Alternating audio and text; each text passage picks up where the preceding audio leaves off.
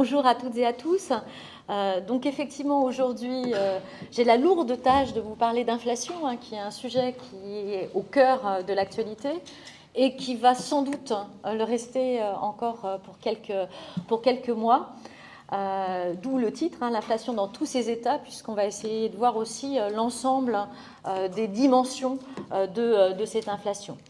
Et donc sans transition, pour commencer, de définir qu'est-ce que l'inflation. Eh bien, l'inflation est une augmentation générale et durable du niveau général des prix à la consommation.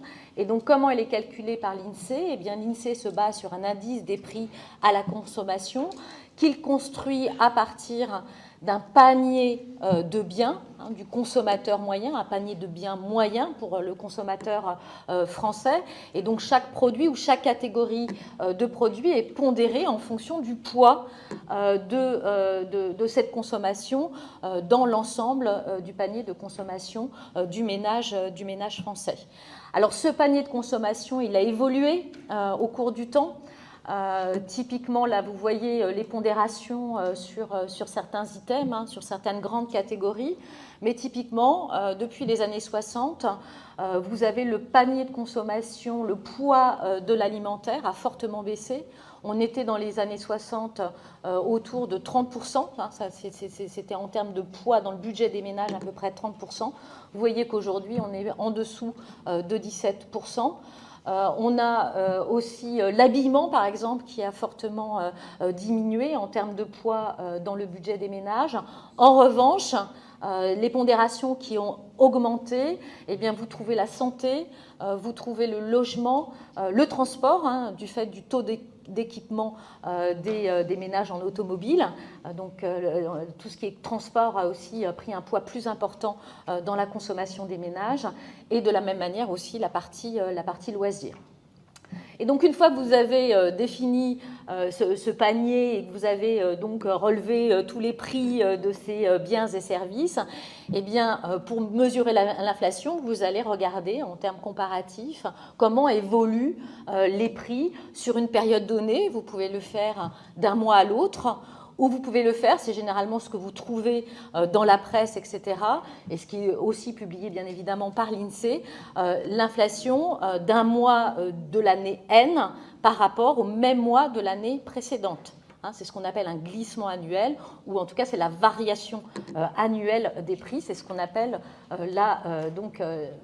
l'inflation telle qu'elle est publiée par l'INSEE. Vous voyez qu'aujourd'hui, elle atteint, alors aujourd'hui, en mai, elle atteignait 5,2% en mai, c'est-à-dire qu'on a une augmentation du niveau général des prix de 5,2% par rapport à mai de l'année dernière. On a eu, il y a quelques jours, le chiffre du mois de juin, qui est de 5,8. Donc vous voyez qu'on est encore dans des tensions qui continuent de s'accumuler. Alors il est important de noter aussi, peut-être là c'est vraiment pour votre information, que les prix sont calculés en les corrigeant des effets qualité. Autrement dit, si vous avez un téléviseur qui a le même prix d'une année sur l'autre, mais dont la qualité s'est améliorée, eh bien en fait l'INSEE considère que c'est une baisse de prix. Donc c'est ajusté de ces effets qualité. Et donc simplement, regardez, je vous ai mis un peu, donc repris le tableau qui avait été publié pour l'indice des prix à la consommation du mois de mai 2022. Donc vous voyez que l'alimentation, j'ai dit que ça représentait 16,5% du budget des ménages. Vous voyez que les prix grimpent de 4,3% sur l'année, donc par rapport à mai de l'année dernière, si bien que l'alimentation contribue à peu près à 13% à l'augmentation du niveau général des prix. C'est ce qui est surtout important de noter, puisqu'on verra que c'est une constante à peu près partout dans le monde, puisqu'on a quand même une poussée inflationniste à caractère mondial, c'est ces prix de l'énergie. Vous voyez que l'énergie ne représente que à peu près, un peu moins de 9% du budget des ménages. Pour autant, vous voyez que les prix galopent très très vite, puisqu'ils augmentent sur l'année de près de 28%, si bien que l'énergie contribue à hauteur de 42%, à plus de 40%, à l'augmentation du niveau général des prix. Donc c'est vraiment le moteur de cette inflation. Alors bien évidemment, il peut y avoir des différences entre l'inflation, le chiffre d'inflation tel qu'il est publié par l'INSEE et puis le ressenti du consommateur. Alors il y a effectivement d'abord des questions de ressenti, avec un peu des biais cognitifs, c'est-à-dire que les ménages vont avoir tendance à donner une pondération plus forte à des prix qui augmentent qu'à ceux qui baissent. Donc c'est un peu ce biais cognitif, on regarde là où effectivement ça porte atteinte à son pouvoir d'achat. Et puis aussi, ils sont également probablement plus sensibles à des biens ou des services qu'ils achètent le plus fréquemment. Autrement dit, ils sont plus sensibles à une augmentation du prix du pain ou des prix de l'essence aujourd'hui que la baisse des prix de l'électroménager qu'ils achètent de manière moins fréquente. Donc il y a vraiment des biais de cette nature, des biais cognitifs de cette nature qui ont trait au ressenti. Mais il n'y a pas que des questions de ressenti, on fait face aussi à des réalités d'inflation différentes, puisqu'on construit, on a dit, cet indice de prix à la consommation en fonction d'un panier moyen pour le ménage français, mais plus vos habitudes de consommation diffèrent de celles de ce Français représentatif, eh bien, plus vous faites face à une réalité inflationniste différente. Typiquement, si vous êtes un ménage, enfin vous êtes un habitant en zone rurale qui prend tous les matins sa voiture pour aller travailler en ville, eh bien vous êtes beaucoup plus sensible au prix de l'essence qu'un habitant en zone urbaine qui va prendre les transports en commun pour aller au travail. Et donc, vous voyez qu'il y a eu un exercice qui a été fait par l'INSEE. D'ailleurs, à cet égard, vous pourrez trouver, si ça vous intéresse, sur le site de l'INSEE, vous pouvez avoir votre inflation personnalisée. Donc, vous pouvez reconstruire votre propre indice d'inflation. Il y a toutes les dépenses, qu'est-ce que ça représente dans vos budgets. Puis, à la fin, vous appuyez sur un bouton et puis vous ressort cette inflation. Mais en tout cas, le travail a été fait par l'INSEE de regarder les écarts d'inflation par rapport à l'inflation qui est publiée, donc d'ensemble, qui est publiée par l'INSEE, en fonction, vous voyez, de l'âge, de la catégorie socio-professionnelle, également de la situation familiale, de la commune de résidence et puis du niveau de vie. Et vous voyez qu'on peut avoir quand même des écarts assez conséquents de quasiment 2 points entre ceux qui font face à une inflation plus faible que celle qui est représentée au travers de l'indice global et ceux qui, au contraire, sont au-delà, font face à une inflation plus forte. Et l'écart, comme je le disais, est à peu près de 2 points. Vous voyez ceux qui se retrouvent avec une inflation inférieure à celle qui est publiée par l'INSEE sur l'ensemble de la France. Ce sont les moins de 30 ans, ou en tout cas jusqu'à 40 ans, enfin 44 ans. Vous avez dans les catégories socio-professionnelles plutôt les cadres, et ceux qui vivent plutôt en agglomération parisienne ou dans les grandes villes. Et à l'inverse, en fait, les ménages ou les habitants, les Français les plus vulnérables à ces hausses de l'inflation, ce sont, vous voyez, les retraités pour ce qui concerne l'âge, les agriculteurs, bien évidemment aussi les ruraux. On a vu qu'en l'occurrence, il y avait des différences liées à la mobilité et donc à l'utilisation et à l'usage de l'automobile et donc la sensibilité à l'essence, donc les ruraux. En revanche, vous voyez qu'en ce qui concerne aussi bien la situation familiale que les questions de niveau de vie, eh bien, ça a moins d'impact aujourd'hui sur les différences d'inflation. Alors, par ailleurs, une fois qu'on s'est dit qu'il y avait donc ces questions de différence en termes d'inflation, on a vu dans le premier slide que eh bien, une grosse partie de cette inflation est d'essence, pour ne pas faire de jeu de mots, énergétique. Donc effectivement, on a dit que ça représentait à peu près 42% de l'augmentation des prix auxquels nous faisons face aujourd'hui. Or, ces prix de l'énergie sont très volatiles.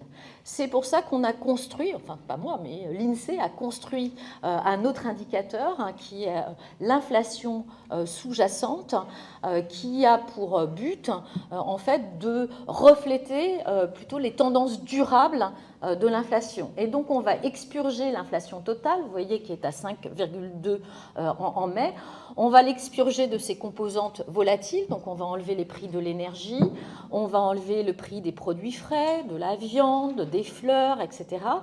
Plus on enlève aussi les prix qui sont administrés par l'État, à savoir les prix du gaz ou de l'électricité. Et on obtient à ce moment-là eh bien, cette inflation sous-jacente. Et vous voyez aujourd'hui qui est à 3,7%, qui montre bien que quand même ce qui tire encore très fortement notre inflation aujourd'hui, ce sont ces prix volatiles, notamment sur sa partie, on a vu la partie bien évidemment énergétique, mais aussi alimentaire. Et donc cette inflation sous-jacente, elle représente à peu près 60%. Vous l'aviez sur le premier graphique, vous le regarderez à l'occasion, mais ça représente à peu près 60% de l'indice d'inflation totale et ça contribue aujourd'hui, cette inflation sous-jacente, à peu près aussi 40% de l'augmentation du niveau général des prix, mais vous voyez sur un panier beaucoup plus large que simplement les prix de l'énergie, eux qui ne représentent moins de 9% de ce panier. Mais donc c'est souvent d'ailleurs, on regarde beaucoup cet indicateur puisque comme je le disais, c'est vraiment ce qui vous permet de dégager une tendance durable sur l'inflation. Donc une inflation quand même sous-jacente, qui reste élevée puisqu'on considère, et on aura l'occasion d'en reparler en termes de cible de banque centrale, ce qu'on considère aujourd'hui être la stabilité des prix à moyen terme, c'est une cible d'inflation à 2%. Donc on est quand même au-delà, même si on n'est pas du tout sur les rythmes qu'on a en termes d'inflation totale, mais ça reste une inflation élevée et probablement plus persistante et durable que ce que l'on avait initialement anticipé. Alors ensuite, justement, qu'est-ce qui vient alimenter cette inflation et notamment cette inflation sous-jacente ? Eh bien déjà, vous avez des effets de diffusion qui se produisent, notamment lorsque vous avez en amont une inflation par les coûts. Aujourd'hui, qu'est-ce qui augmente en termes de prix ? Et je pense que ça a été souligné par le président. Ce sont des prix de biens ou de matières premières importées, on a dit, l'énergie, certaines matières premières agricoles. On a aussi toutes ces questions, et ça a été rappelé, de tous ces goulets d'étranglement qui ont persisté du fait de la stratégie zéro Covid en Chine, qui fait que eh bien, une partie de la Chine s'est refermée. On a eu des arrêts de production et donc des ruptures d'approvisionnement, plus vous y ajoutez les congestions portuaires, etc. Tout ceci fait monter aussi l'ensemble des prix des inputs industriels, notamment des métaux industriels, des composants de certaines pièces détachées. Et tout ceci, vous le voyez au travers de l'augmentation, vous voyez, des coûts de production, des prix à la production, des coûts de production pour les entreprises. Vous voyez qu'on est sur des rythmes impressionnants de 25% en variation annuelle, d'un mois du mois de mai de cette année par rapport à celui de l'année dernière. Et bien évidemment, les entreprises qui font face à cette envolée des coûts non salariaux eh bien, vont répercuter tout ou partie de ces hausses à leurs clients. Et puis, vous voyez, progressivement, ça chemine, ça fait augmenter les coûts de revient, et puis ça chemine vers le consommateur final. Et ça se traduit par une augmentation des prix des biens, mais aussi des services. Donc on a vraiment ces effets de diffusion de l'amont à l'aval. En règle générale, ça prend à peu près 7 mois pour qu'on ait pleine répercussion, même si ce n'est pas la totalité, mais qu'on voit ces éléments de diffusion se matérialiser. Donc la premier effet.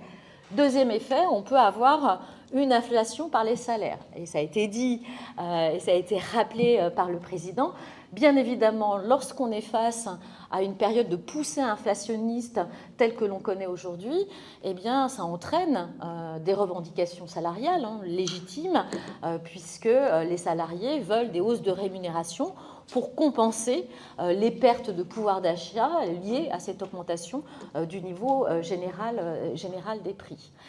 Et le problème, c'est que, eh bien, on peut, le fait qu'on ait des hausses de salaire, une accélération des salaires, ça peut entraîner une spirale inflationniste avec nous, ce que l'on appelle et ce que l'on redoute, c'est une boucle prix-salaire, c'est-à-dire que les prix augmentant, eh bien, les salariés demandent des compensations, donc les salaires augmentent, mais ces salaires augmentants, c'est des coûts salariaux pour les entreprises aussi qui s'envolent, si bien qu'elles finissent aussi par le répercuter sur leur prix de vente. Et vous voyez bien qu'il y a quelque chose qui s'enchaîne, où les salaires augmentent, les prix augmentent, ça fait réaugmenter les salaires et ainsi de suite. Et donc on peut avoir une inflation qui devienne hors de contrôle du fait de cet enclenchement en boucle prix-salaire.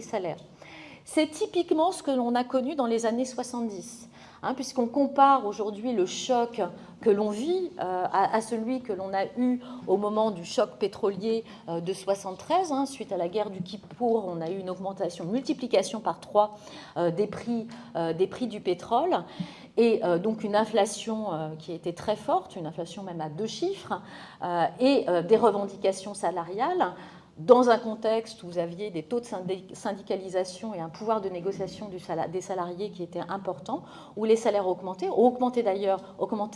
plus fortement que l'inflation. Typiquement en France, dans les années 70, les salaires réels, donc si on enlève l'inflation, augmentaient de 4% l'an.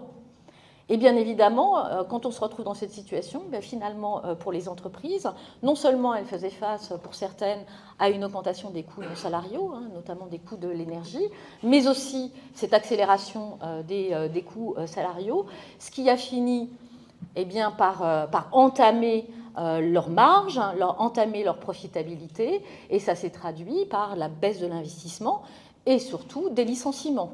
Alors que dans le même temps, on essayait toujours de relancer la machine, parce qu'on pensait qu'il y avait un problème de demande, donc on relançait la machine, non seulement les salaires augmentaient très, très vite, mais aussi on avait des politiques budgétaires qui étaient assez stimulantes pour essayer de faire redémarrer la machine économique. Et ça nous a conduit à une situation de stagflation. Autrement dit, comme la demande était soutenue artificiellement par ces hausses de salaire, mais aussi une politique budgétaire accommodante, eh bien, on avait une demande qui était trop forte par rapport à des capacités de production qui, elles, étaient limitées, puisqu'on faisait face, en l'occurrence, aussi à un choc d'offres lié à cette crise énergétique. Et donc, décalage entre l'offre et la demande, eh bien, ça vous fait aussi des poussées, ça perpétue et ça pérennise la poussée inflationniste. Donc stagflation, c'est-à-dire inflation persistante, et en même temps on a dit baisse de l'investissement, baisse des embauches, et puis ensuite des vagues de licenciements, et donc un ralentissement finalement de la croissance, voire une récession. Et c'est vraiment la principale crainte que l'on a aujourd'hui par rapport au scénario que l'on connaît, même si on verra que ce n'est pas inéluctable. La différence aussi par rapport à ce choc de 73, c'est quand même nos économies sont moins intensives en énergie qu'elles ne l'étaient à l'époque. Typiquement, pour produire 100 € de richesse, à l'époque, il vous fallait 1 baril de pétrole. Aujourd'hui, il vous en faut 0,4. Donc vous voyez bien que vous avez l'efficacité énergétique qui a fait qu'aujourd'hui, on a des économies qui sont moins sensibles à ces prix de l'énergie, même si, ne me faites pas dire qu'ils ne sont pas du tout sensibles. Non, ce n'est pas le cas. Une sensibilité, mais moins forte qu'à l'époque. Donc on voit bien que vraiment aujourd'hui, la question qui se pose sur ces risques de faire face à un scénario un peu épouvantail de stagflation, c'est comment vont réagir les salaires. Et effectivement, ce qui est prôné aujourd'hui, c'est plutôt d'avoir une indexation partielle des salaires. Et cette indexation partielle des salaires, elle se justifie, alors je sais que ça va être compliqué de dire ça à vos salariés, j'en doute pas une seconde, mais cette indexation partielle se justifie par le fait que si vous regardez historiquement, les salaires augmentent plus vite que l'inflation, notamment grâce aux gains de productivité. Et donc certes que quand vous avez un choc de cette nature, alors si on considère qu'il est quand même, pour une partie, il est quand même temporaire. Lorsque vous avez un choc inflationniste, certes, les salaires réels baissent, Et c'est nécessaire en fait pour mieux adapter, mettre en adéquation la demande et puis les capacités d'offre. Et puis du fait, ça génère effectivement des pertes de pouvoir d'achat, mais on se dit que ces pertes de pouvoir d'achat, eh bien, dans le temps vont être effacées, puisque on va avoir en phase de reprise des salaires qui vont aller plus vite que l'inflation. Donc on est vraiment dans cette idée qu'il faut plutôt des indexations partielles. Et d'ailleurs, contrairement aux années 70 où on avait des mécanismes d'indexation automatiques, aujourd'hui dans à peu près tous les pays, et notamment dans tous les pays européens, tous les mécanismes d'indexation ont disparu, ou quasiment disparu. En zone euro, c'est à peu près 3% seulement des salaires du privé qui sont indexés à l'inflation. Il y en a un peu plus à l'inflation sous-jacente, puisque vous avez vu que l'inflation sous-jacente, elle augmente généralement moins vite ou elle est moins volatile. C'est à peu près 18% des salaires au niveau de la zone euro qui sont indexés à cette inflation sous-jacente. Et en France, vous le savez, le seul salaire qui est indexé à l'inflation, c'est le SMIC. Le SMIC est indexé et ce qu'on prend comme indice de prix à la consommation, c'est celui du premier quintile des ménages, à savoir celui de 20% les ménages les plus modestes. Et en prenant cet indice, eh bien, depuis début 2021, le SMIC a augmenté à peu près de 6% et que probablement il y a encore des hausses à venir dans les mois à venir. Alors, qu'est-ce que ça veut dire pour les salaires? Alors, il a été mis en évidence, vous rappelez, les difficultés de recrutement qui sont à la fois très localisées par secteur, mais qui ont tendance à être maintenant à se généraliser, et même en termes de territoire. Alors je ne dis pas qu'on a tous les éléments d'explicatif, ça reste quand même une grande anomalie de cette sortie de crise, notamment de la sortie de crise de la Covid, c'est que l'emploi est allé plus vite que le PIB. Ce qui n'est pas du tout traditionnel. Généralement, c'est d'abord l'activité et ensuite les emplois qui suivent. Et là, c'est l'inverse qu'on a observé. C'est-à-dire qu'aujourd'hui, le niveau d'emploi est supérieur à celui de 2019, à peu près de 2 points, 2%, 1,8 je crois, alors que l'activité est revenue tout juste à son niveau d'avant-crise. Donc vous voyez qu'on a un écart qu'on a du mal à s'expliquer, puisque ça veut dire que les gains de productivité ont diminué sur la période, ce qui n'est pas traditionnel généralement dans ces phases de reprise. Mais quoi qu'il en soit, si on regarde à quoi on s'attend en termes d'évolution des salaires, au niveau macroéconomique, alors ça ne veut pas dire que chacun vivait des situations différenciées, mais en termes macroéconomiques, ce à quoi on s'attend, alors j'aurais tendance à dire que le gouvernement a donné un petit peu le là. C'est-à-dire qu'en décidant d'augmenter le point d'indice des fonctionnaires de 3,5%, en augmentant les retraites de 4% et également tous les minima sociaux, et bien finalement, c'est à peu près ce qui va se dessiner en termes d'augmentation des salaires au niveau macroéconomique. C'est d'ailleurs ce qu'il y a dans les prévisions, que celles à la fois du gouvernement, mais aussi des institutions de prévision comme l'INSEE, où ils anticipent sur l'année, et nous-mêmes d'ailleurs, ils anticipent sur l'année une augmentation du salaire moyen de base d'environ 3,7%. Ça ne veut pas dire que les salaires vont pas, que la rémunération ne va pas augmenter plus vite, puisque va être utilisé aussi des éléments plus temporaires de rémunération, que ce soit l'intéressement, la participation, et puis toutes les primes, notamment la prime PEPA, la prime exceptionnelle de pouvoir d'achat, la dite prime Macron, qui peut aller, si vous avez des dispositifs d'intéressement ou de participation, qui peut aller jusqu'à 6 000 € et donc défiscalisé. Donc on aura probablement, et globalement, si on prend l'ensemble, on s'attend à des augmentations de rémunération au sens total, y compris bonus, primes, etc., autour de 5%. Donc, sachant qu'on va voir que l'inflation, elle n'a pas fini de grimper dans les mois à venir. Mais finalement, on reste quand même dans l'idée qu'on n'aura qu'une indexation partielle, et donc on n'envisage pas, ni en France ni en Europe, d'ailleurs c'est ce qu'on ne voit pas, alors qu'on verra qu'on a quand même les prémices de ça aux États-Unis, de cet enclenchement boucle prix-salaire. Autre élément, ce qu'il faut vraiment bien voir dans ce choc inflationniste que l'on vit aujourd'hui, c'est un choc qui nous est importé et qui vient ponctionner la richesse domestique, puisqu'en fait, c'est un transfert de revenus vers les pays producteurs de matières premières, à savoir aux matières premières, notamment pétrole, gaz, on le voit bien en ce qui concerne la Russie, où on a l'impression qu'on subventionne quelque part cette guerre.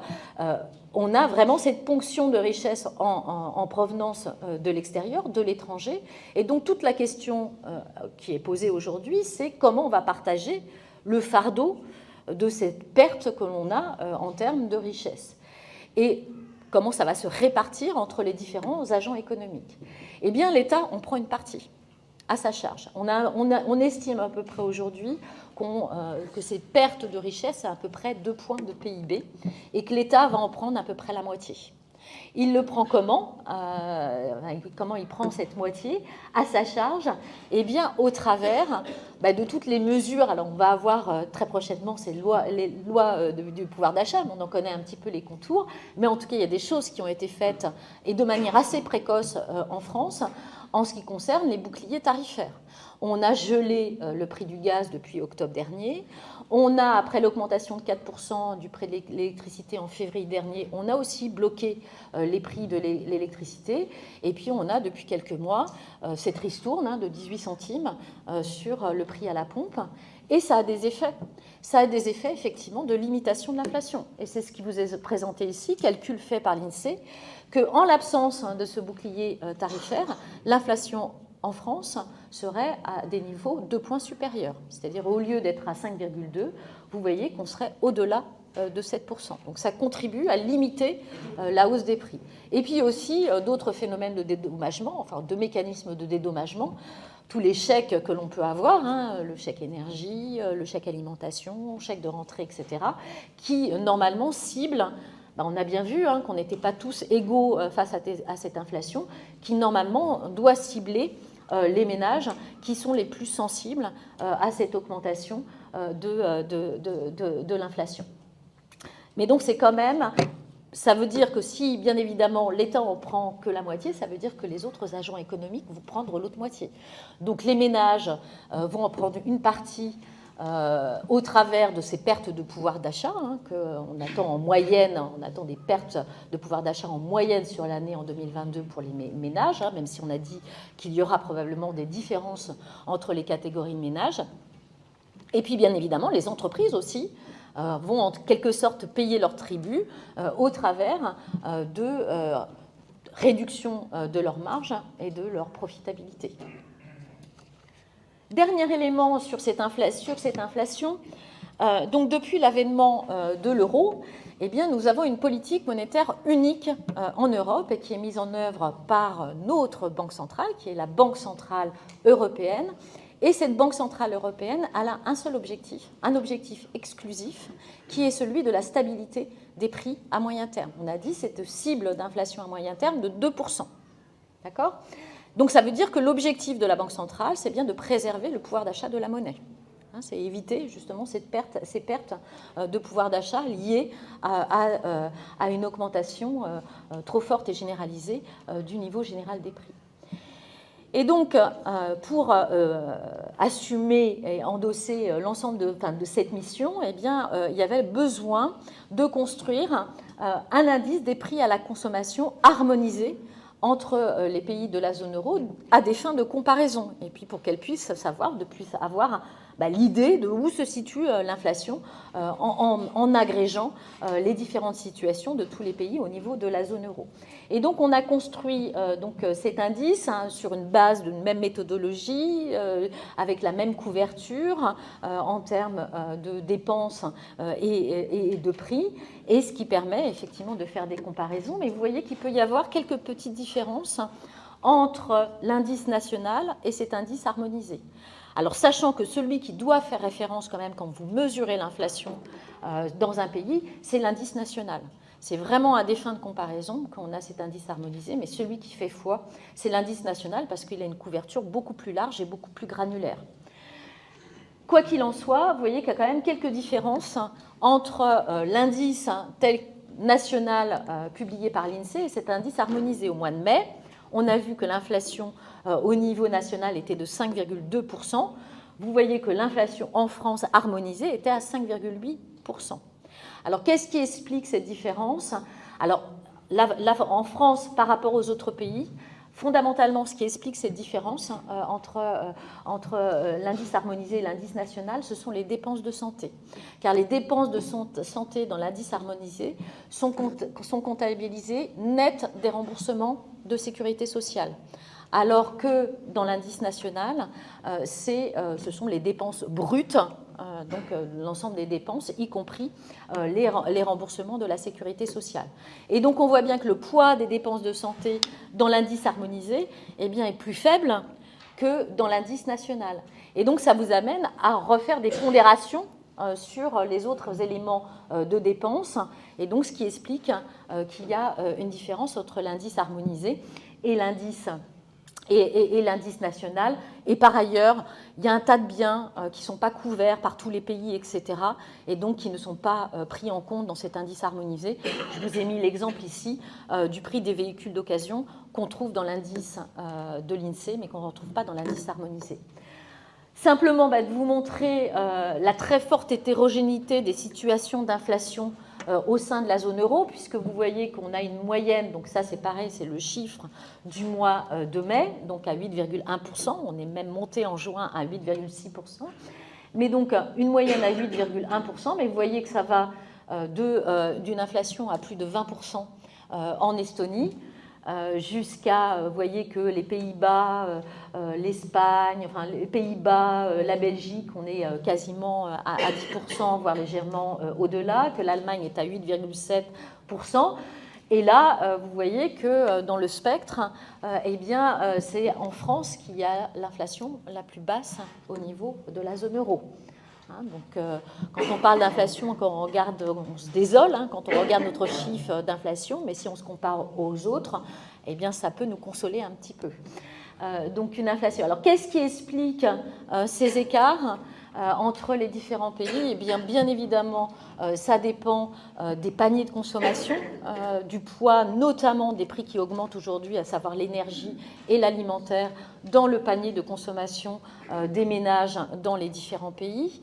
On a vu aussi qu'il y a ces questions de mécanismes d'indexation. On peut avoir plus ou moins d'indexation des salaires, voire en termes de négociation d'augmentation de prix dans les filières qui se transmettent plus ou moins vite sur l'inflation totale.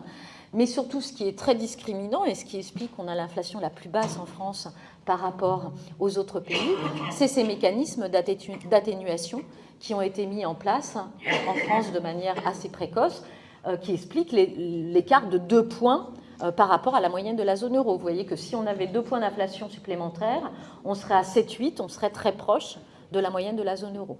Donc c'est ce qui explique ces différences.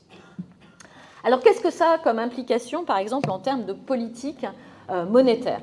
On a dit que notre banque centrale, donc la Banque centrale européenne, a un seul objectif, un objectif exclusif, qui est celui de la stabilité des prix à moyen terme, donc de la préservation du pouvoir d'achat de la monnaie. Donc ce qu'elle cherche à faire, c'est contrôler l'inflation.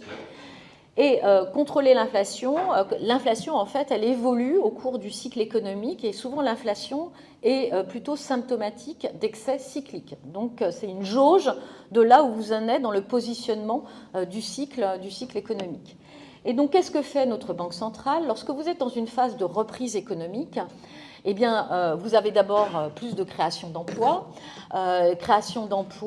qui finissent par mettre sous tension le marché du travail, ce qui génère des augmentations de salaire. Et on a vu que ces augmentations de salaire progressivement se répercutent sur les prix finaux. Et puis, ces salaires supplémentaires, cette reprise, ça génère plus de revenus, donc plus de demandes, plus de consommation. Comme on a dit, souvent à court terme, l'offre elle a un peu de mal à s'adapter. Les capacités de production ne sont pas extensibles à merci et très rapidement. Et donc ça génère aussi des tensions sur les capacités de production. Et quand vous avez un décalage offre et demande, ça fait augmenter les prix. Donc c'est bien symptomatique dans les phases de reprise. C'est là qu'on voit l'inflation émerger ou poindre à l'horizon. Et donc qu'est-ce que fait une banque centrale quand elle voit arriver cette inflation? Traditionnellement, elle va utiliser un outil. Son levier, c'est celui des taux d'intérêt. Elle va remonter ces taux d'intérêt de manière à resserrer les conditions de financement dans l'économie. Et quand elle resserre les conditions de financement, ça veut dire que le crédit est plus cher. Et quand le crédit est plus cher, eh bien, ça a un impact négatif sur la consommation et l'investissement. Donc elle cherche à freiner, elle cherche à ralentir un peu l'activité pour éviter de tomber en surchauffe. Et puis une fois que l'économie a bien ralenti et que l'empreinte inflationniste a disparu, eh bien à ce moment-là, elle se remet à relâcher, à rebaisser ses taux d'intérêt pour réenclencher une dynamique de reprise. Donc autrement dit, elle gère aussi le cycle d'activité, elle essaye de lisser les cycles d'activité dans le temps. Depuis 15 ans, jusqu'à récemment, eh bien depuis 15 ans, il n'y avait pas d'inflation dans le système. On en reparlera à la fin. On verra bien qu'il y avait des raisons structurelles pour lesquelles on s'est retrouvé dans cette situation d'inflation basse et stable. Mais bon, il n'y avait pas d'inflation. Donc nos banques centrales, elles ont pu maintenir des politiques ultra accommodantes pendant très longtemps, sans du tout mettre en péril leur mandat d'inflation, de maintien de l'inflation à long terme, en dessous ou proche de 2%. Donc elles ont maintenu des taux très très bas, et voire même elles ont été innovantes, notamment suite à la crise financière de 2008, lorsqu'on avait une reprise qui était très laborieuse, alors que les banques centrales, elles avaient fait leur boulot, elles avaient réduit déjà leur taux d'intérêt très fortement, si bien que partout dans le monde, on avait des taux d'intérêt au plancher, des taux à zéro, et malgré tout, la reprise, elle avait du mal à se réenclencher. Et donc, à l'époque, aux États-Unis, on avait un patron de la Fed, qui est M. Bernanke, qui avait fait toute sa carrière académique sur la Grande Dépression des années 30, et avec l'étude de ce qui s'était passé, notamment des erreurs de politique monétaire qu'on avait eues à l'époque, notamment on avait resserré trop vite les politiques monétaires, il a dit, mais même si les taux sont à zéro, il faut trouver les moyens de continuer à assouplir les conditions de financement dans l'économie. Et donc ont été mis en place toutes ces politiques non conventionnelles, dites d'assouplissement quantitatif, où en fait la Banque centrale a injecté beaucoup de liquidités dans le système.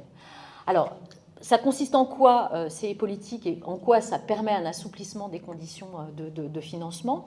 Eh bien, tout taux d'intérêt dans l'économie, notamment ceux lorsqu'une entreprise vient émettre une obligation sur le marché, tous les taux d'intérêt, vous pouvez les exprimer par d'abord un taux sans risque. Et le taux sans risque, alors même si aujourd'hui on peut se poser des questions, mais le taux sans risque, c'est le taux des obligations souveraines, c'est comme comment l'État français va payer sa dette sur le marché. Donc vous pouvez l'exprimer comme un taux sans risque, auquel vous ajoutez une prime de risque en fonction du risque qui est perçu sur la contrepartie qui va lever des fonds sur les marchés ou qui va prendre un crédit. Donc, typiquement, une entreprise qui vient de lever des fonds sur le marché, eh bien, elle est en fonction du degré de risque perçu, eh bien, elle va payer plus cher ou sa prime de risque va être plus élevée par rapport à ce taux sans risque. Et donc, qu'est-ce que faisait la Banque centrale au travers de ces politiques d'assouplissement quantitatif? Eh bien, alors, essentiellement pour le cas de la Banque centrale européenne, elle achetait des titres souverains, des titres d'État. Donc, elle achetait de la dette française. Et donc, comme elle achetait des titres souverains, beaucoup de demandes pour ces titres souverains, ça fait monter les prix et ça fait baisser les taux d'intérêt. Donc, les taux sans risque étaient abaissés et sur l'ensemble des maturités courtes, mais comme elle achetait des plus longs, c'était aussi sur des maturités à 10, 15, voire 20 ans et au-delà. Donc, ça permettait d'abaisser la base sur laquelle se forment tous les taux de marché. Donc ça, premièrement, elle a abaissé les taux sans risque. Et puis, le deuxième effet de ces politiques, la Banque centrale, elle faisait marcher la planche à billets, donc elle créait de la monnaie ex nihilo pour acheter ces titres sur le marché, mais il y avait un vendeur en face. Et donc, l'investisseur récupérait du cash. Et avec ce cash, eh bien, ils cherchaient à se réinvestir et à réinvestir avec un petit peu plus de rentabilité. Donc, comme les taux sans risque étaient devenus très bas, ne permettaient plus de percevoir une belle rémunération, eh bien, ces investisseurs sont allés se porter sur les marchés plus risqués, notamment sur les obligations d'entreprise, voire sur les obligations d'entreprise suivant des catégories de risques. Et tout ceci, ça a fait affluer sur ces marchés énormément de liquidités, ce qui a fait monter les prix, le prix des actions, mais ce qui a aussi abaissé les taux sur les obligations d'entreprise en fonction de leur risque. Autrement dit, au fur et à mesure, les investisseurs étaient de moins en moins dédommagés pour le risque qu'ils étaient prêts à prendre. Donc, globalement, l'ensemble de la gamme des taux d'intérêt a été ramené vers le bas, et donc ce qui explique que ça a permis d'assouplir, au-delà des baisses de taux d'intérêt, d'assouplir les conditions de financement. Donc, on était dans ce monde, cette nouvelle normalité de taux d'intérêt très très bas et d'injection massive de liquidités dans le système, notamment des politiques qui ont été massivement réactivées au moment de la crise de la Covid. Sauf qu'aujourd'hui, on change d'environnement. Aujourd'hui, on a ces banques centrales, elles se retrouvent face à cette inflation, ce retour de l'inflation. On a dit que leur mandat, c'était la lutte contre les dérives inflationnistes. Elles doivent contrôler l'inflation, maintenir la stabilité des prix, et donc elles sont contraintes d'agir. Pour autant, elles vont probablement agir à des cadences diverses, suivant les sources, suivant la nature en fait de l'inflation à laquelle elles font face. Et on a vraiment une très grande différence entre ce qui se passe aux États-Unis et ce qui se passe en Europe.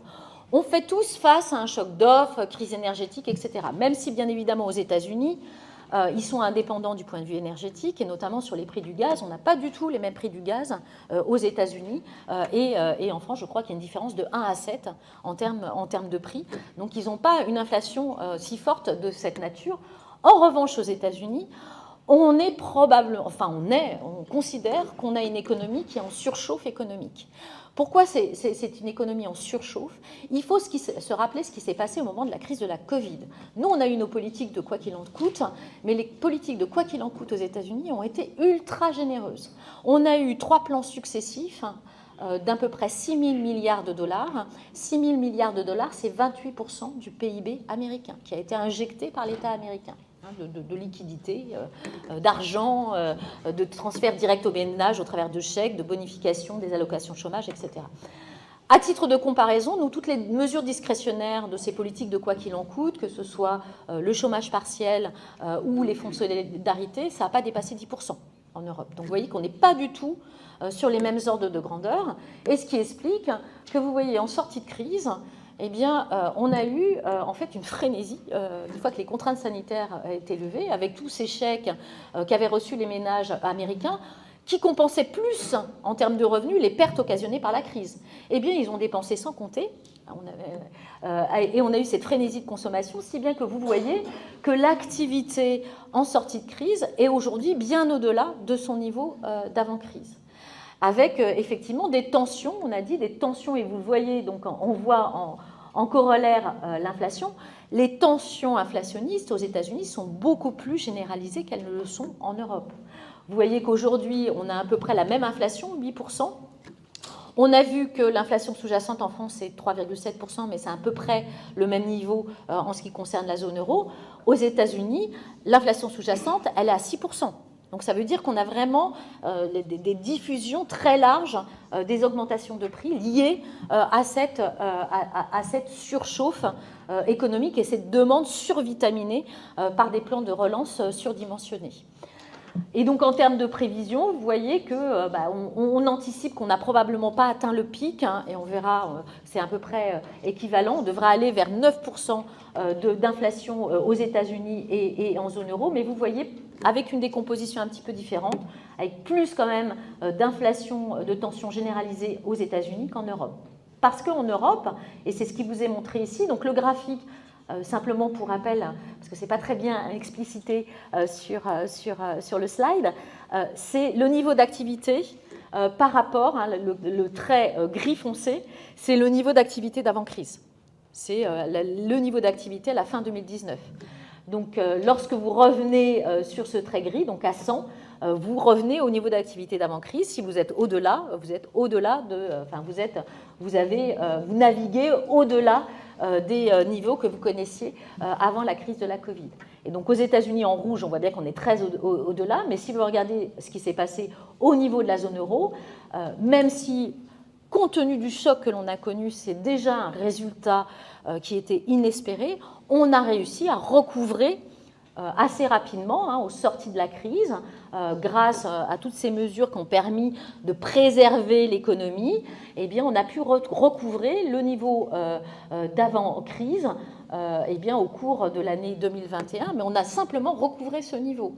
Autrement dit, on n'a pas retrouvé le niveau qu'on aurait pu espérer si on n'avait pas eu de crise de la Covid. Donc on n'a pas comblé le retard de croissance qu'on a accumulé pendant cette période. Autrement dit, on n'a pas du tout en Europe un excès de demande. En l'occurrence, dans la plupart des pays, les niveaux de consommation sont encore inférieurs à ceux qu'on connaissait à la fin 2019. Donc on n'est pas du tout dans la même situation, on n'a pas de surchauffe économique, il n'y a pas eu de reprise avec des excès comme on a eu aux États-Unis. Et nous, vraiment, notre inflation, enfin le plus gros de l'inflation, c'est bien ce choc énergétique, ce choc d'inflation importé. On le voit, on va probablement, comme je le disais, continuer à voir l'inflation augmenter vers les 9%, voire au-delà. Normalement, on s'attend à un pic sur le mois de septembre, mais je dirais qu'il faut rester très prudent en termes de prévision d'inflation, puisqu'on s'est très longtemps trompé. Mais vous voyez quand même si on a de la diffusion sur l'inflation sous-jacente, on a quand même c'est moins prégnant que dans le cas américain. Et ce qui va impliquer nécessairement, ça j'en parlerai juste après, ce qui va impliquer nécessairement qu'on va avoir des réponses différenciées de part et d'autre de l'Atlantique. Typiquement, aux États-Unis, on a dit donc surchauffe économique et donc la détermination de la Banque centrale, c'est de se dire d'éviter à tout prix que cette bosse d'inflation se transforme en vague. Autrement dit, on voit l'enclenchement de ces boucles prix-salaires. Aux États-Unis, on a de très fortes tensions. Alors on les connaît chez nous, mais des tensions encore plus fortes sur le marché du travail et des salaires qui accélèrent très fortement. Donc on voit un peu cet enclenchement de boucles prix-salaires. Et donc la Banque centrale a décidé d'aller plus fort, plus vite. Ce qui vous est représenté sur le graphique de gauche, c'est la manière dont les membres du comité de politique monétaire, donc qui décident de la politique monétaire, envisagent les trajectoires de taux d'ici la fin de l'année. Eh bien, vous voyez qu'à horizon de fin d'année, on devrait être au-delà de 3% de taux d'intérêt aux États-Unis. On vient de 0% il y a un an. Donc on a vraiment une trajectoire, on va très vite, très fort aux États-Unis, parce qu'il faut ralentir la machine.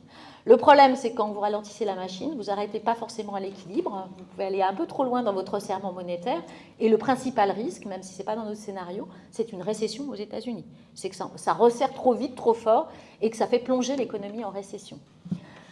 En Europe, on a dit qu'on ne faisait pas face à la même nature d'inflation. Nous, on est face vraiment à un choc venant de l'extérieur, un choc exogène, un choc d'offres.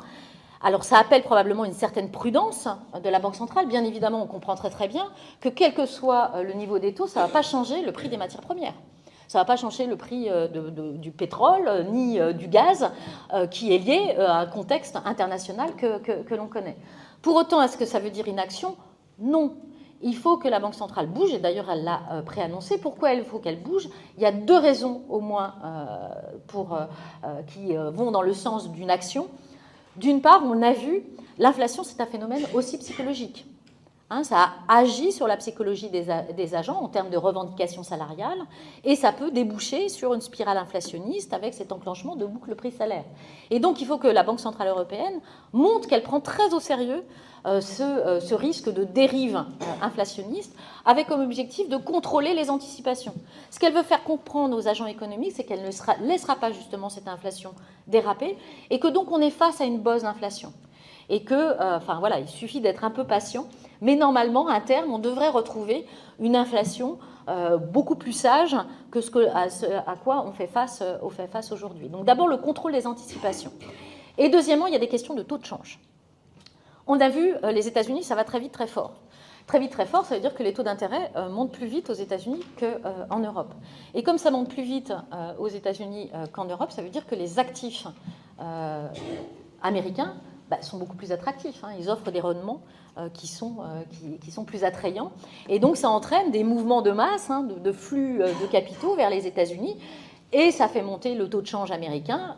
Et donc, par différence, ça fait baisser le taux de change de l'euro. L'euro a atteint son niveau historiquement bas ces derniers jours. On est quasiment à la parité avec le dollar.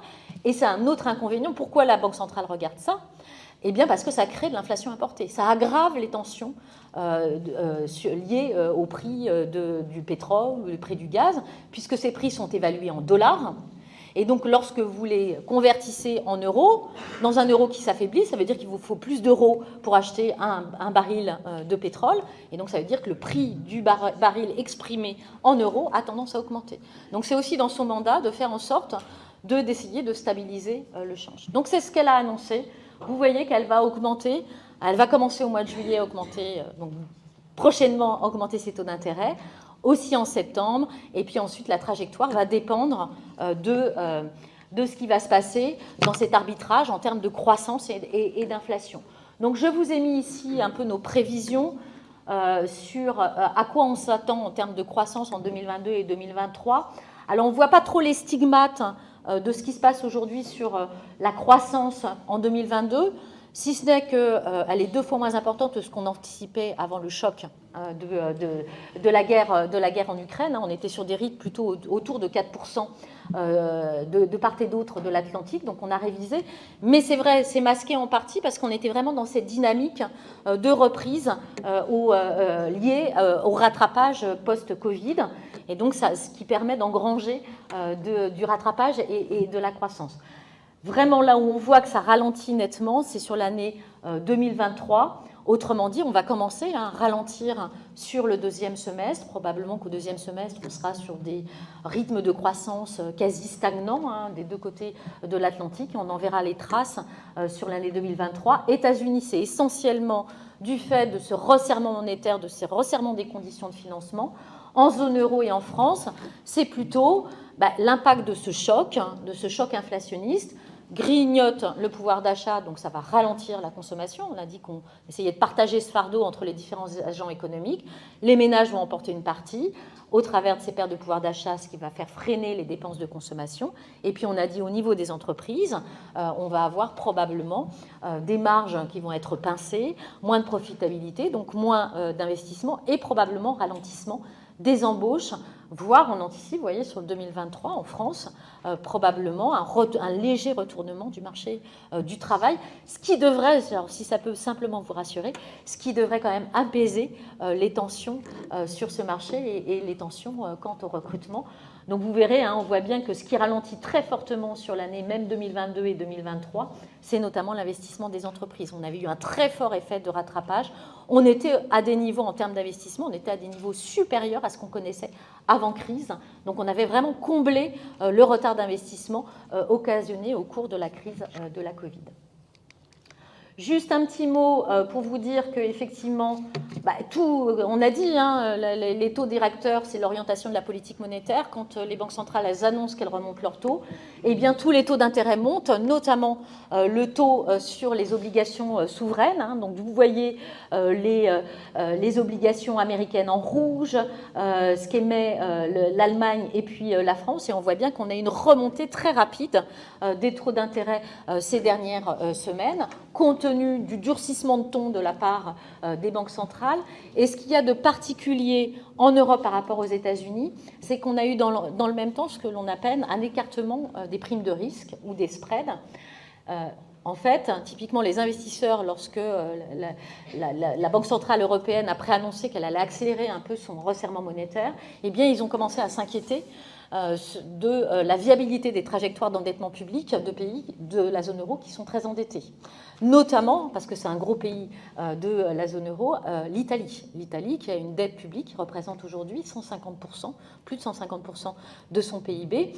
Alors certes, nous, on n'est pas très vaillants non plus, parce qu'on a une dette qui représente 112% de notre PIB, mais à tout le moins, il y a eu vraiment des questionnements sur l'Italie. Et donc, qu'est-ce que font les investisseurs ? Ils demandent une prime de risque plus élevée sur ces titres, puisqu'ils craignent un peu à l'instar de ce qu'on a connu, vous vous rappelez, 2011-2012, crise des dettes souveraines en zone euro, on a peur qu'un État fasse faillite. Donc ils demandent des primes de risque plus importantes, donc on voit bien notamment les primes de risque, on les calcule par rapport au taux allemand, qui est la valeur sans risque par excellence, la valeur refuge par excellence. Et vous voyez, ces primes de risque, on est très loin de ce qu'on a connu au moment de la crise des dettes souveraines, mais on a quand même quelques tensions qui se manifestent et qui embêtent la Banque centrale européenne. Tout simplement, alors certes, elle s'inquiète pour la viabilité des trajectoires d'endettement, mais pas seulement, parce que ça empêche aussi une bonne transmission homogène de sa politique monétaire au niveau de l'ensemble des pays de la zone euro. Elle n'a qu'une politique pour des pays qui peuvent être très différents. Et typiquement, on peut se retrouver dans une situation où en fait, les taux d'intérêt sont trop élevés pour l'Italie, en revanche, pas assez pour l'Allemagne. Et donc, ce qu'elle essaye de faire, c'est de lutter contre ces fragmentations financières. Donc, elle a annoncé qu'elle allait penser à un nouvel outil pour essayer de calmer les choses sur les marchés et éviter qu'on se retrouve dans des situations qui a été désastreuse au moment de la crise des dettes souveraines. Peut-être un mot sur ce qui se passe sur les marchés financiers. Changement de paradigme, puisqu'on était dans cet univers où il y avait on était dans un bain de liquidité avec des taux très très bas, eh bien, les conséquences adverses de ces politiques, c'est que ça a donné beaucoup de carburant au marché financier. Ils se sont nourris de cette liquidité et des taux très très bas. Vous le voyez, parce que je trouve que c'est assez parlant de le faire dans le cas des États-Unis. Je vous ai mis donc les différents indices de prix. Donc l'indice des prix en vert foncé, vous voyez que c'est l'indice des prix à la consommation. Et puis ensuite, les indices boursiers et les prix immobiliers. Et donc, on commence à 100, on met tout à 100 en 2000, et puis on regarde comment ces prix évoluent. Donc, on voit qu'effectivement, les indices de prix à la consommation, on est sur un trend un peu séculaire, et puis on a cette accélération en fin de période. Mais regardez ce qui se passe sur les prix des actifs. Regardez les actifs immobiliers, on voit très très bien ce qui s'est passé, on voit bien la bulle immobilière qu'on a eue en 2008, la crise des subprimes, donc les prix augmentent et puis ensuite on purge ce marché immobilier, les prix rebaissent. Mais depuis 2012, regardez les prix immobiliers aux États-Unis. Mais bon, c'est pas qu'aux États-Unis d'ailleurs. Si vous regardez, c'est à peu près dans tous les pays, on a un peu cette configuration. Les prix augmentent et ont même très fortement accéléré depuis la crise de la Covid, ce qui est complètement paradoxal, alors même qu'on connaissait une crise historique. Mais du fait de ces politiques monétaires ultra accommodantes, ces injections de liquidités, ça a poussé à la hausse ces prix immobiliers. On a exactement la même configuration en ce qui concerne les indices boursiers, même s'ils sont très volatiles. Vous voyez qu'on avait des prix qui atteignaient des niveaux de valorisation très élevés, voire qu'on pouvait considérer excessifs, voire on parlait même de bulles financières. Donc, bien évidemment, là, c'était des marchés qui étaient sous carburant, sous perfusion. Quand vous enlevez la perfusion, qu'est-ce qui se passe? Eh bien, ça fait un peu mal au marché. Et donc, on voit bien aujourd'hui les marchés financiers qui sont très nerveux. On est plutôt dans un marché, alors c'est vrai que c'est assez volatile, mais la tendance est quand même nettement baissière, puisque le marché est en train de chercher un nouvel équilibre qui corresponde davantage en termes de valorisation à un environnement qui va être financier moins porteur, où on aura moins de liquidité, les banques centrales arrêtent leur politique d'assouplissement quantitatif, donc moins de liquidité, et puis les taux d'intérêt sont en train d'être relevés. Donc le marché est en train de s'adapter. Pour l'instant, ça se fait de manière ordonnée, ça baisse, mais ça baisse doucement. Le risque est bien sûr qu'à un moment donné, vous ayez des phénomènes de panique et de décrochage. Donc on n'est pas à l'abri d'avoir quand même des turbulences un petit peu plus fortes sur les marchés, avec une problématique de taille, je terminerai sur ça. Cette problématique de taille, c'est qu'on est dans un environnement où on a un endettement record au niveau mondial. Je vous ai pris comme référence 2008. 2008, vous voyez que la dette globale elle représentait 2% du PIB mondial. Et à l'époque, on vous disait déjà qu'on était dans une économie surendettée, qu'on avait une économie mondiale où il y avait trop de dettes, on avait une dette trop lourde au niveau mondial. Regardez 15 ans après, loin de se désendetter, le monde a accumulé encore davantage de dettes, puisque ça représente aujourd'hui 267, quasiment 270% du PIB mondial. On a pris 70 points de PIB en l'espace de 15 ans.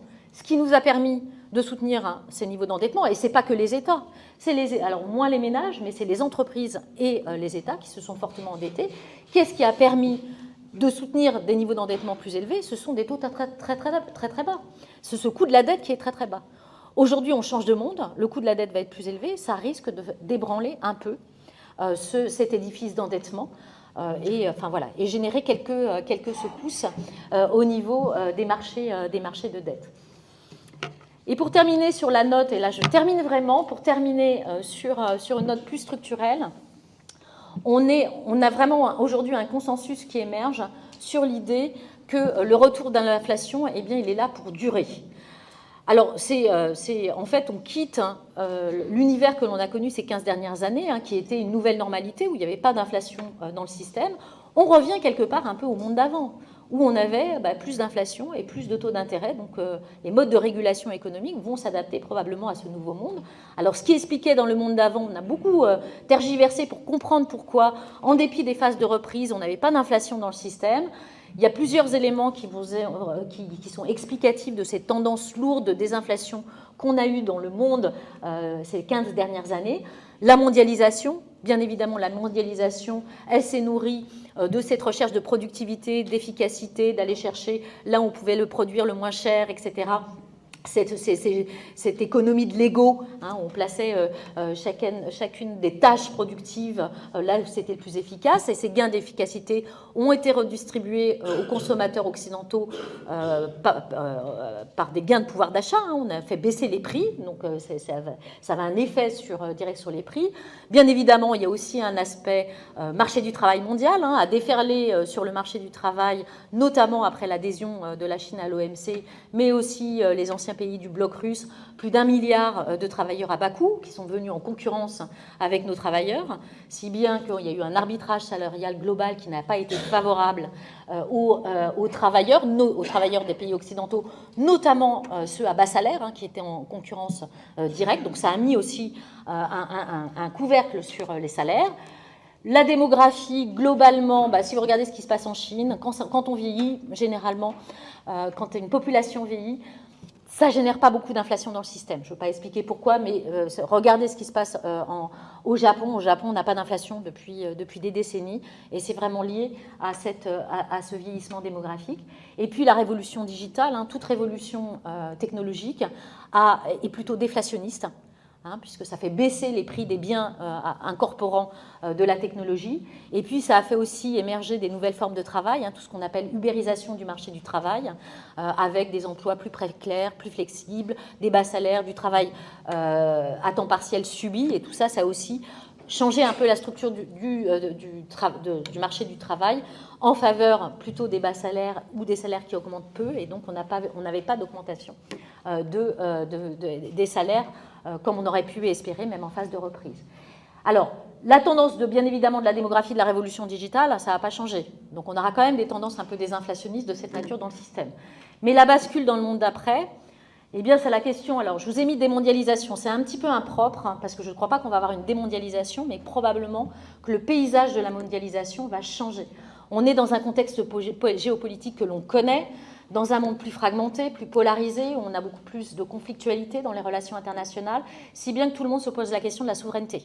Comment on regagne de la souveraineté ? La souveraineté, ça fait référence à des questions d'indépendance. Alors, si vous poussez à l'extrême, c'est l'autarcie. Donc, ça veut dire que c'est un peu le mythe du potager. On ne produirait que ce qu'on est en capacité, on ne consommerait que ce qu'on est en capacité de produire.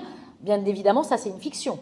C'est une fiction parce que personne ne possède toutes les ressources naturelles, aucun des pays au monde, toutes les ressources naturelles ou ne maîtrise toutes les technologies pour être totalement indépendant. Donc, il faut accepter une forme d'indépendance.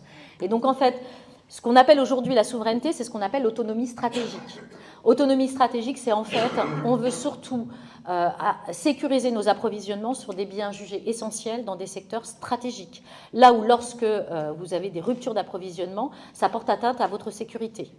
Donc on va effectivement réfléchir justement à rapatrier un certain nombre de productions sur nos territoires, que ce soit en France ou au niveau européen. Et puis quelque part, cette sécurisation, sécurisation de nos approvisionnements, on va le faire aussi en diversifiant nos sources d'approvisionnement, en créant même quelquefois des redondances dans les chaînes d'approvisionnement, en redécouvrant la vertu des stocks. On va se remettre à stocker. On avait perdu pendant des années, ces chaînes de valeur, c'était à flux tendu. Donc, on va refaire des stocks. Et en fait, cette sécurisation des approvisionnements, eh bien, ça a un prix. Et ce prix va probablement être répercuté sur le consommateur final. Donc globalement, on aura plus d'inflation liée à ce changement d'organisation au niveau de la mondialisation, ou ces questions d'autonomie stratégique. Et puis la transition énergétique, bien évidemment, aussi va entraîner une augmentation du prix des énergies fossiles, puisqu'il va falloir, à terme, si on va aller vers une économie neutre en carbone, il va falloir ne plus utiliser ces énergies, mais dans la phase de transition, on en aura besoin, alors qu'on aura moins investi, et que par ailleurs, on aura mis probablement des taxes carbone dessus. Donc les prix de l'énergie sont amenés à augmenter, et tous les prix des métaux et matières premières qui vont servir à cette transition. On parle beaucoup de l'électrification des usages, de la mobilité toute électrique.